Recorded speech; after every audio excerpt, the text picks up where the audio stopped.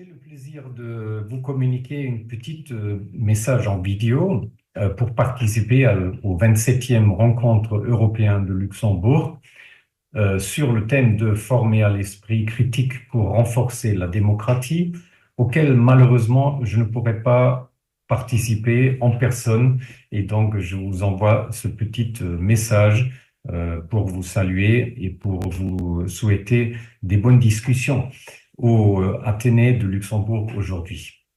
Je participe avec une petite réflexion sur le thème comment préserver la mémoire de l'Union européenne à l'ère numérique. Juste pour revenir à l'histoire de nos archives, les archives historiques de l'Union européenne qui sont nées à Florence en Italie en 1984 suite à un accord entre la Commission européenne et l'Institut universitaire européen qui, à ce moment-là, accueille les archives historiques des institutions de l'Union européenne pour la conservation et l'accès public. En plus à la conservation de toutes les archives des institutions et des agences de l'UE, on ajoute la collection et la conservation d'archives privées, des acteurs individuels et des organisations européennes qui ne font pas partie de l'Union européenne, mais qui ont fait une grande contribution importante au processus, à l'histoire de l'intégration européenne. En plus, on gère des grandes collections audiovisuelles et aussi des collections de l'histoire orale, ici à Florence.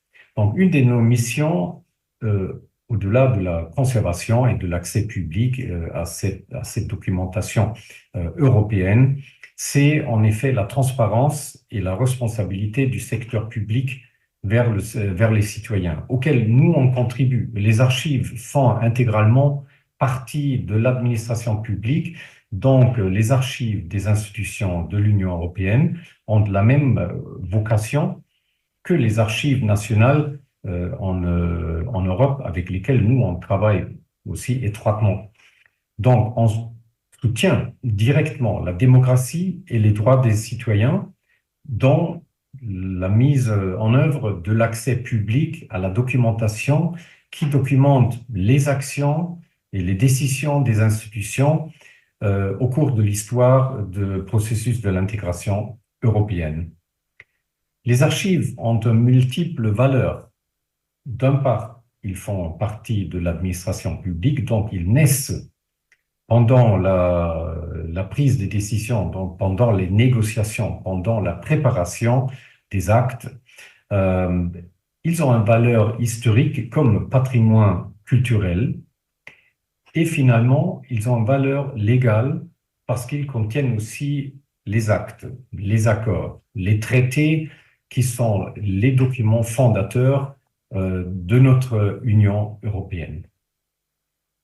Les archives ont un rôle aussi dans la nouvelle ère numérique. Et donc là, on arrive au sein de notre thème comme fournisseur de la transparence et de la responsabilité du secteur public.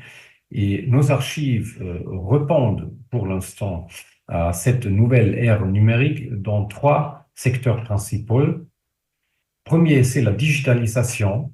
Donc, les archives historiques ont commencé déjà en 2007 de digitaliser des fonds sélectivement, des fonds qui sont consultés très souvent, les fonds qui ont un grand intérêt public et donc des projets individuels. Depuis 2015, avec le dernier changement du règlement européen qui règle les archives historiques de Florence, on a introduit la digitalisation systématique. Cela veut dire qu'un changement très important, toutes les institutions de l'Union européenne, avant de publier leurs archives après 30 ans, et le versement de ces archives à Florence, ils le digitalisent et donc ils font une copie pour après la consultation et aussi pour la conservation. L'effet de ça, c'est qu'aujourd'hui, sur les environ 800 000 dossiers qu'on contient dans nos archives à Florence, ça fait presque 10 kilomètres de papier, 300 000, donc une bonne 40%, sont disponibles déjà en façon numérisée. Ça porte vers le deuxième point, c'est l'accès digital et en ligne. Donc, nos archives fournissent aux utilisateurs une base de données qui est en ligne, qui est accessible 24 heures sur 24, qui contient tous les inventaires à tous les archives qu'on a ici à Florence. Et aussi, on a une plateforme pour la consultation des copies digitales directement en ligne. Cela veut dire que tous les 300 000 dossiers qui ont été digitalisés sont accessibles à tout moment en ligne. En plus, on fournit des outils pour la recherche digitale, les moteurs de recherche, les outils de traduction automatique, les outils d'intelligence artificielle dans la préparation de ces dossiers pour la mise en œuvre et pour la mise à disposition, dans la description et l'analyse des archives. Le troisième point, le dernier, c'est la conservation des archives qui sont nées digitales. Donc, depuis 30 ans environ, il y a une présence des archives qui existent que en digital dans les institutions et dans les autres organismes qui versent leurs archives à Florence pour l'ouverture et l'accès public. Donc, il y a besoin de nouvelles procédures d'archivage au sein des institutions, mais aussi des systèmes de conservation et d'accès au sein des archives historiques de Florence. Nous, on a répondu à cette nouvelle exigence en 2016 en installant une première fois, un système de conservation long terme mis en œuvre pour les archives nées digitales. Donc, en conclusion, on est au milieu de la transition des archives en papier vers les archives digitales, ayant un délai de 30 ans sur l'ouverture des archives comme archives historiques.